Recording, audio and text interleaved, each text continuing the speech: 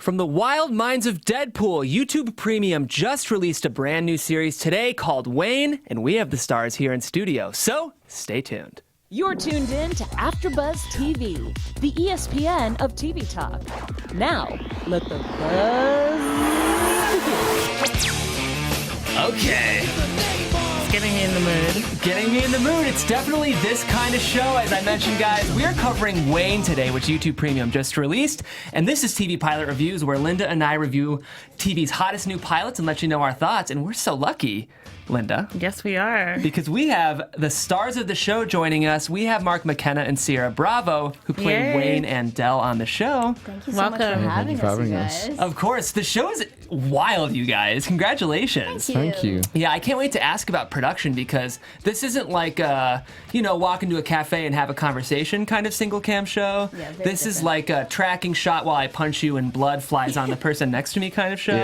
Yeah. Which gives you guys a sneak preview of what the show's like. It just came out today on YouTube Premium. As you guys know, we cover a lot of YouTube Premium shows. We just covered Impulse, Origin, all of them. YouTube Premium's got amazing content, including this show. So we're excited to chat with you guys. They're calling you guys the new Bonnie and Clyde, the new generation. Oh, that's. And I feel that's really appropriate. Definitely. Yeah. The millennial Bonnie and The Clyde. millennial Bonnie and Clyde. I mean, I hope that sticks. That's very exciting. Yes. Hope Nice. that rings true. I mean, if you guys need some more promo. Yeah, right. Well, we have a tradition of always showing the trailer of the show just before we dive into our coverage to sort of orient our audience. So at this point, we're going to hop up on this. You know what? I think we're still getting media adjusted. So we'll talk a little bit about you guys. Okay. You guys have been doing press all day. How's that been, first of all? It's been a lot of fun, I'll be Fun, honest yeah, with you. very fun. Very tired, but very fun. Yeah, worth it. Always worth it. Always worth the early wake up. Good. Yeah. I'm glad. Yeah. Mark, you're obviously Irish. I am indeed. Which I forgot because you do such a good job on the show. Thank you very much. Are you based in LA or are you? No, I'm still living in Ireland. Yeah. Okay. What part of Ireland? Just curious. In Dublin. Okay, in Dublin. Good for you. Nice. So where were you guys shooting this? Toronto. In Toronto, yeah. Toronto. I'm from Toronto. Yeah. Oh, Originally. really cool. Yeah. I'm deeply It's obsessed with your city. Such a Are good you? city. It's I've so never good. had so much fun living somewhere in my life. Oh, Like that's Toronto wonderful. during the summer is unreal. With all the festivals, Yeah, the if food. you're bored in Yeah. Toronto, it's your own fault. Right. I love I that. agree with that. So we'll That's a market good- Wayne for you guys, and you guys can market Toronto. There you How's go. that? Yeah. If you're born in Yeah. Toronto, it's your own That's fault. a fair trade, Yeah. really. I'm okay. We're still working on the trailer. Looks like we're close. Okay, guys, I want you two to tell us a little bit about how you picture the show. I've got a log line here, but if someone asks you what is Wayne, what would you guys say? Wayne is it's a story of it's coming of age. It's about young love, about relationships you build as a young teenager, and kind of the first time you fall in love. And it's told from a different perspective though. Of it's not just two high school students and one's a cheerleader and one's a jock and they're falling in love. It's two kids from a very bad area who just kind of had it rough growing up, and now they found each other, and they're the only chance they have in the world are within each other. I love that. I love how you framed it as kind of this love story, because I think on the surface, it doesn't necessarily feel like that at first glance, but I think some of the more relational themes reveal themselves as the show kind of continues to cook. It's very subtle. I mean, it's like it feels very action-based, action-driven, I should say. But it has very strong undertones of, these kids are in their vulnerability and them trying to find their place and their people in this world and figure out what love is and how to love in a, not so messed up way. I love it. Well, that's perfect. That's a perfect way for us to move into the trailer. We have it queued up now. Let's take a look. Listen, Wayne, there's always going to be people doing rotten stuff to other people, but you got to let the proper people handle it. If you run around righting wrongs all your life, that'll be your life. Look at me. I'll also take that bike lock and that aluminum bat.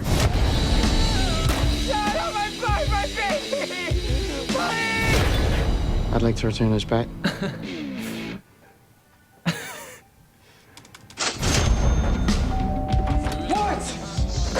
I sell you some goddamn cookies is what? You like cookies or are you as weird as you look? I like cookies. You like music? My name's Del. What are you doing alone? My 15-year-old daughter. You want to creep my sister? Creep this. It is getting hard to tell the old cuts and bruises from the new ones. Dad, what's this picture of?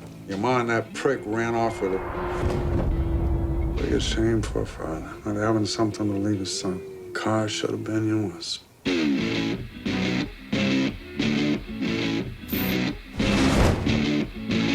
want to come to Florida with me? Why? Get my dad's car back.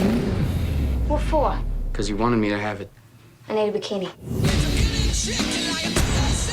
Get on the bike.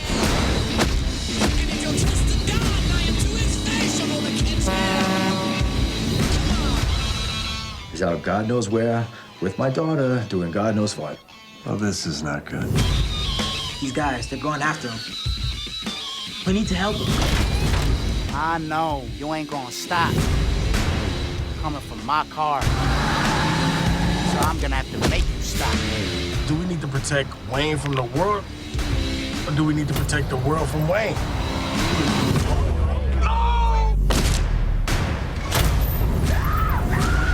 Who the hell you think you is? Nice. That was a good trailer. I've never seen that one. It's a very Really? solid trailer. I'm afraid I wasn't paying attention. I think Sean sent us that one. Is there a tag? That's all right. Oh, sorry. No, it's totally fine. So it is a hell of a trailer, and I think it really gives audiences a great idea of what the show is. On the surface, the show is really about you two trying to fulfill a mission to win your dad's car back. Yeah. Of course, that's the impetus, but as you mentioned, there's much more to it that's going on. I almost get like Punisher vibes a little bit. Have you guys gotten that comparison at all? That's the first. Not yet. No, yeah. Kind of, I it's get that that loyal avenger, or that maybe inarguably justified vengeance of what's right and what's wrong, but with a very likable protagonist. Likable protagonists, we should say. We always hear Dirty Harry with a heart of gold. Yeah. I like It's a popular that. one. So I want to hear about, did you guys just get scripts for this kind of show? Were you pitched the show? Just because I feel like on paper this show probably looks different than how it kind of comes out. Or maybe not. Yeah, for me anyway, I was sent the scene at the door where he says, Wayne is buying cookies, not selling cookies. Dale is selling cookies to Wayne. I was sent that for an audition. And I did that, and then I was sent another audition with the scene with the principal. And then I did that, and then I think they asked me to do it again. I read the scene with Dale with a guy, and they asked me to do it again, but read it with a girl instead. And then I came over to LA for one day for a screen test. Did the screen test. Tried to go home. I couldn't go home because then I had to do another audition. They had to like pull me out of the airport. It was all very dramatic, yeah. But and then when I was doing the audition again, the casting director was like, "By the way, this is the script of the full episode. If you want to read it, I don't think you've seen it yet." And I was like, "I haven't." Yeah. And then I read it, and I was like, "This is just amazing," because like the two scenes I got were very like, this is him talking to a girl and him talking to his principal, and then I read the rest, and I was like, "Whoa!" This show is very different from this. Yeah, because those scenes could kind of be in any show. Oh yeah, It's so funny they had you audition with those, knowing what else was on the table. But yeah, they described what Wayne was like to me, so I kind of knew where it was going to be going anyway. And how did they describe his character for you? The main thing was Dirty Harry with a heart of gold, who he just kind of doesn't really care, and they didn't use the words "he doesn't really care," but I can't really repeat how they describe it. Watch the show. Yeah. Maybe he doesn't give many of a certain type of word or something. Yeah. Okay, that's what I was suspecting. And Ciara, how did you get involved? I'm definitely not at the place where I'm being pitched anything yet, but I received the audition from my agents, and I got... And after this show, you probably will be, I'm just saying. But you. Keep going. You got the script from your agents. Yeah, I got the script from my agents. I read the script first sitting, and I was like, I don't know what this is, but I'm deeply obsessed with it, and I want this bad. And then I had 3 different auditions and then a screen test. And it was like the most brutal. The screen test was on a Friday. It was the longest wait. Those 2 days were terrible until Monday when I found out. It was very exciting. But it's just, as soon as you read it, Sean Simmons' way of writing is so unique. It's unlike anything I'd read before. So it reignited this flame for for acting in the business that had kind of dimmed out a little bit after so many years. I'm sure, because I'm sure you're just used to getting script after script that kind of have the same feel. You know, you're sort of reading for the same types of parts, especially in television, which granted, television is very quickly changing. I think 15 years ago, there was only really 4 or 5 types of shows. Luckily, that's changing, and Wayne is a great example of this, but I'm sure it was refreshing to just read something that was kind of a WTF type of script. Oh, 100%. But like that, allowing for all of these wonderfully weird shows to exist. I mean, the credit's all due to streaming platforms like YouTube. Like without that, I don't think these shows would be able to exist. It's true. So thanks, guys. Yeah. Right. So it's interesting. In the first episode, I feel like your characters are both kind of guarded, but I'm wondering, like, I know you probably can't say that much, but I guess the whole show is out. It's so out. you can kind of say Guys, whatever. it's been out for 5 hours. If you haven't watched it already, it's your own fault. They all die. Is that in the second I use episode? this joke at every press thing we do, and every time it gets them. It always lands. I do want to hear, though, like, what do you think are some of maybe the vulnerabilities your characters are hiding that we don't necessarily see in the first episode? Well, I They don't. both suffer from a lot of loss. Yeah, I'm not sure how much is easy to explain without spoiling it for anyone who hasn't seen it yet. Right. There's loss. But shame on you if you haven't. 5 hours is plenty of time. But yeah, I mean, they've both lost quite a lot in their lives. They've both been missing very important figures in their lives, and the figures that were there weren't A lot of trust the issues. greatest. Yeah, so there's a lot of it's all kind of brought out later in the show why these people are so kind of, why they have this wall up in front Why of they them. react to the world the way they react to the world. And as you watch it, you're like, okay, this makes a lot of sense. Like, Yeah. Well, you see in the pilot that they seem to come from dysfunctional families, but in separate and different ways. Yeah, very. So it should be interesting to see how the love story progresses, because I don't know if they've necessarily have the ideal picture of what love is. Absolutely So they're going not, to be, yeah. in my assumption, relying on each other on how to learn about love and what love is. Yeah, and it's like in the beginning especially, or even all throughout, it's like a very naive idea of what love is for these two kids. Where you're like, okay, well, I want to feel love, so you're my girlfriend. And it's like, okay, I guess yeah, I'm in fine. love now. Yeah, I guess that's what love is, right? But, you know, you watch them figure it out and watch that relationship change and watch them redefine that in a way that works for the both of them. And I find that really fascinating. Definitely. So Rhett Reese, Paul Wernick, and Greg Coolidge are behind this, who have a lot of impressive writing credits. But your showrunner, Sean Simmons, is fairly new to writing, at least from my research. Yeah. Was he showrunning as well? He was, yeah. Yeah. And that dude is a superstar. It is only a matter of time. Well, I'm amazed that someone with, you know, in this business, you could say relatively less experience than other showrunners, came out with something so specific and self-assured. Yeah, I think that's Sean. I think the whole thing with specific Sean voice. though, especially, was his style of writing and the shows he does. Like 2-3 years ago, like you couldn't make these shows. Right. Like without streaming services, this show probably wouldn't even be able to exist. Like TV. Like, You don't see this on like NBC. Yeah. So like It's totally an ABC Family show. Freeform, sorry. it's actually on Cartoon Network, I think. But yeah. Sean, yeah, he just has this way of writing that kind of it feels very fresh and new, and now it's kind of its chance to finally like flourish almost. My understanding is that he's had this idea for a few years and has finally got the opportunity after the Tribeca TV Festival to actually have it come to fruition. Yeah. And it's loosely based on how he was raised and where he grew up. And one feels of the concerning. one of the fights that is one in the pilot is the fight that he actually saw, where, without giving too much away, he walks away, but then he doesn't walk away, which is something. Yeah, that you I do. mean, I'm sure you can talk about that fight. I mean, So- it was actually a trailer, so. So the fight is based off of a fight that he witnessed when he was 8 years old, and a group of guys basically were beating the out of a kid. And finally, when he was down, they walked away, and he got up and he pushed one of the guys. So he took a second beating, which is very similar to what Wayne went through in the pilot.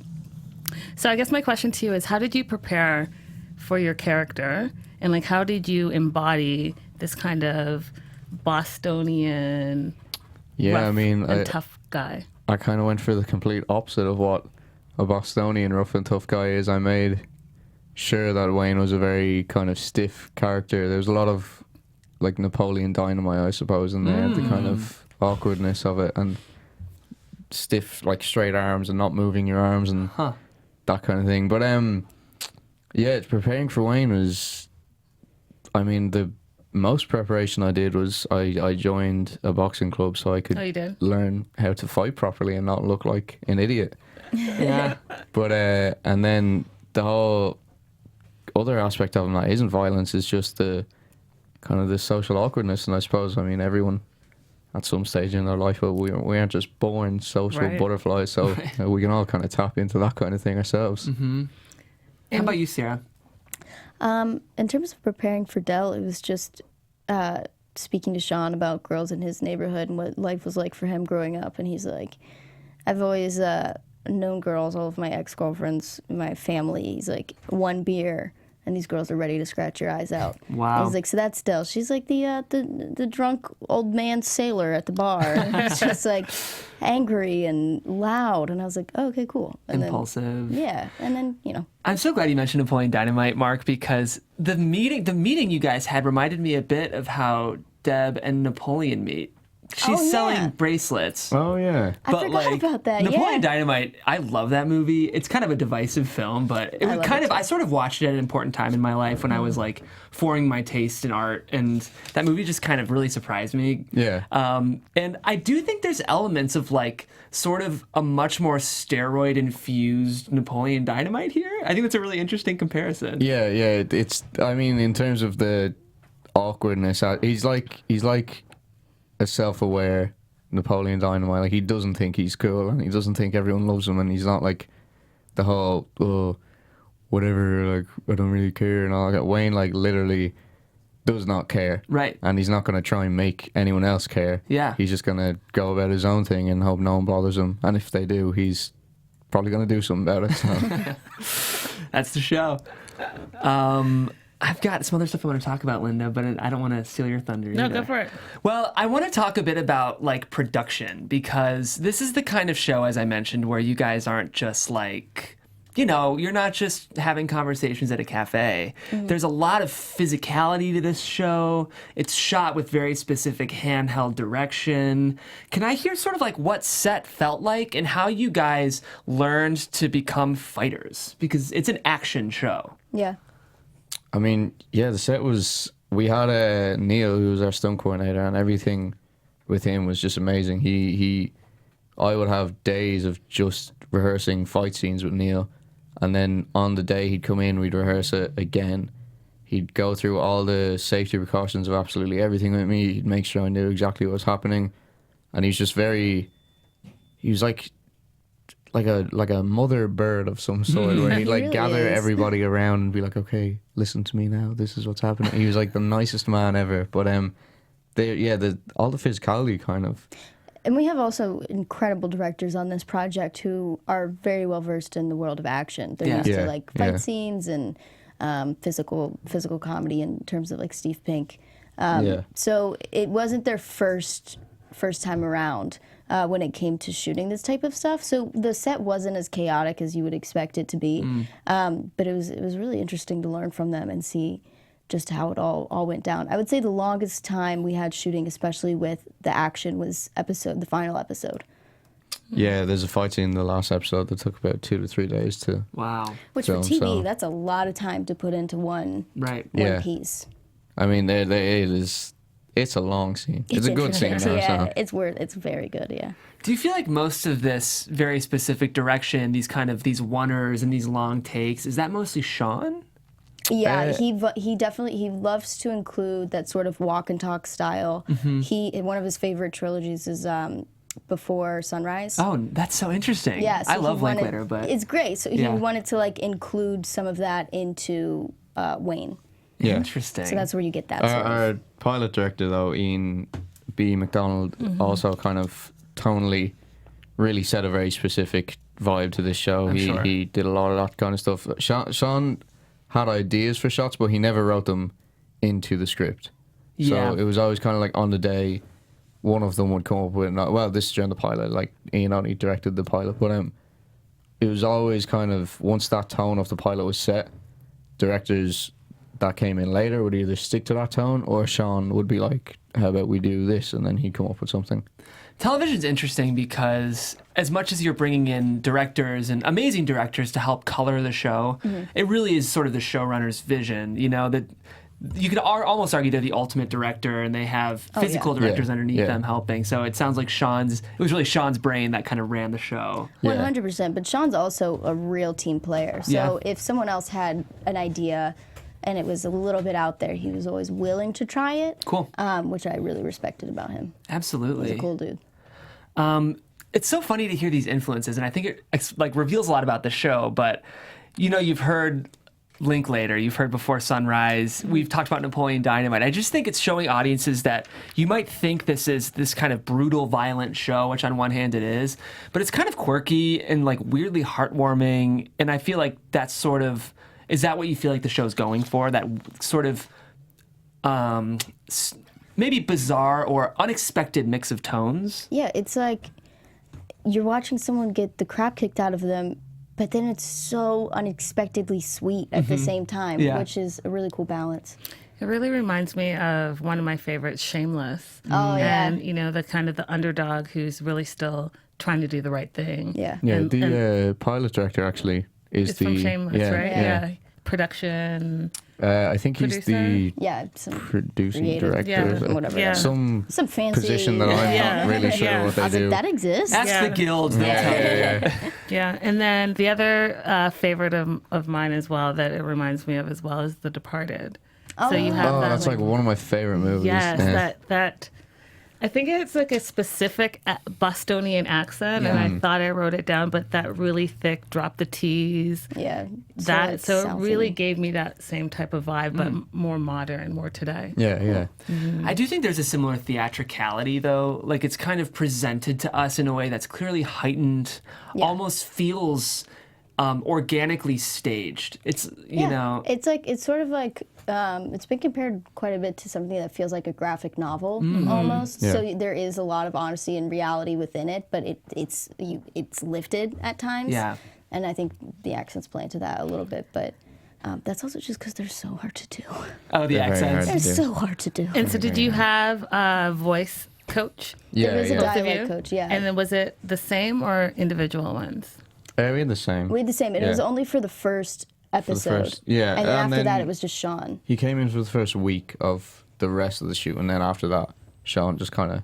Sean's from Brockton, so Sean would just kind of like shout words at us if we said them wrong. Yeah. I'm sure.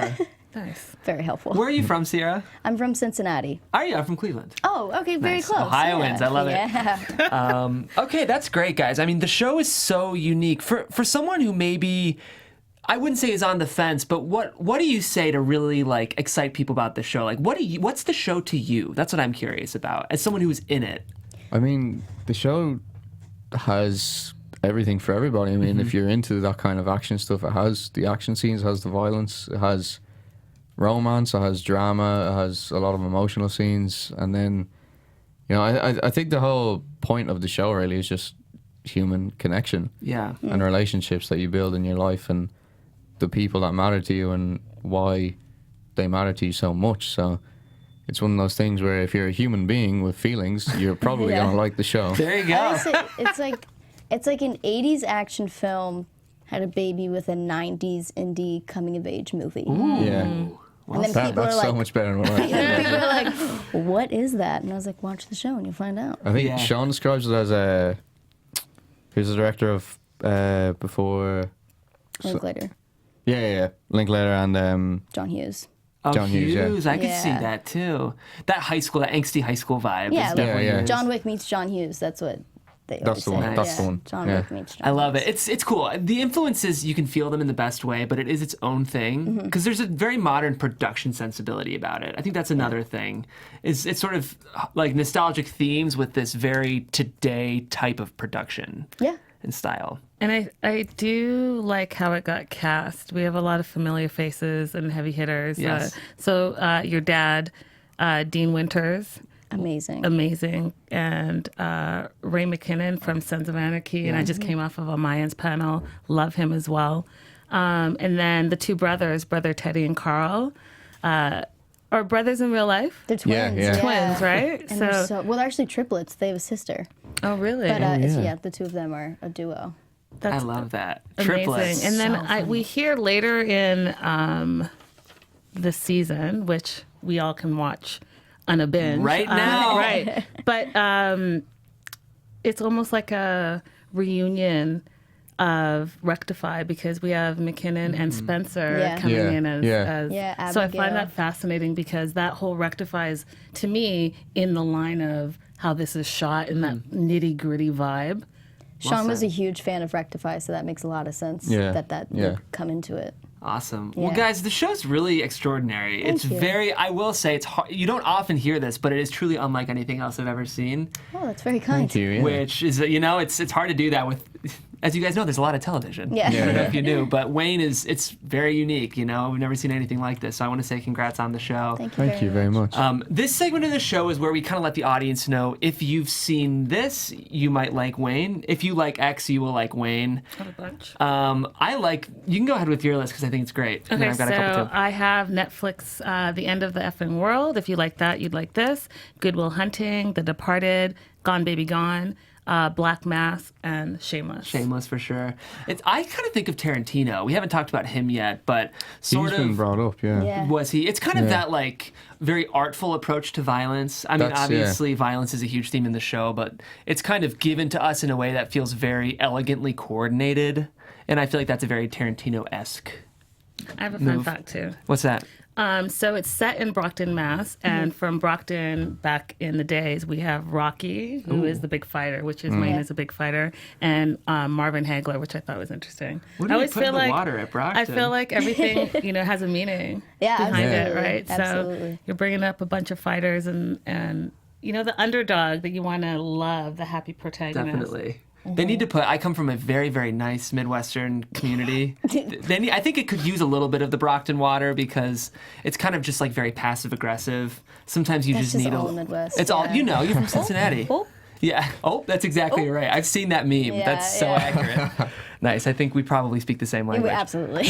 Okay. Any shows that you guys sort of references that I know we've mentioned a couple, but anything that kind of came to your mind while you were on set of something else that people might compare it to? I mean, the biggest show that I think it's most similar to is The End of the Effing World. Yeah. I mean, it's just like a more violent version of that, I think, and a less psychotic, I suppose. It seems psychotic on like the way we talk about it. Yeah. But if you actually watch it, it's like not, Wayne's a good person. Like, he has good intentions. And Wayne's very certain about who he is. Yeah. He's not questioning like his own mental stability. He's like, no, this is it, and I'm gonna. He's questioning everybody else's. Yeah, exactly. Yeah. Well said. It's an interesting twist.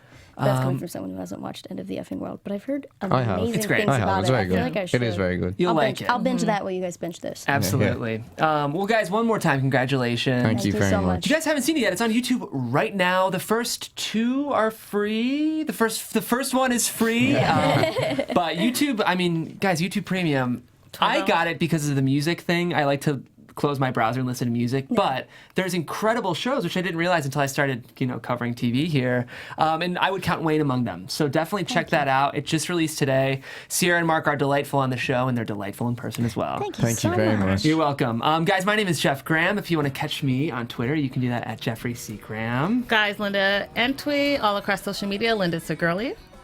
And then if you guys would like it's to... my turn now. It's your turn. Okay. And Mark. I'm just Mark McKenna on everything. Nice. And my name's Ciara Bravo, and you can find me on Instagram at Ciara Bravo. And guys, one more time, thanks for tuning in to TV Pilot Reviews. We will be here next Wednesday at 5 p.m. Pacific with a brand new pilot. We'll let you know our thoughts, and we'll see you then. Thanks. Our founder, Keven Undergaro, Phil Svitek, and me, Maria Menounos, would like to thank you for tuning in to AfterBuzz TV.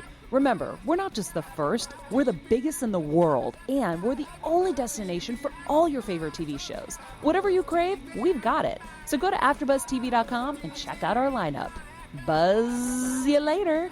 The views expressed herein are those of the host only and do not necessarily reflect the views of AfterBuzz TV or its owners or principals.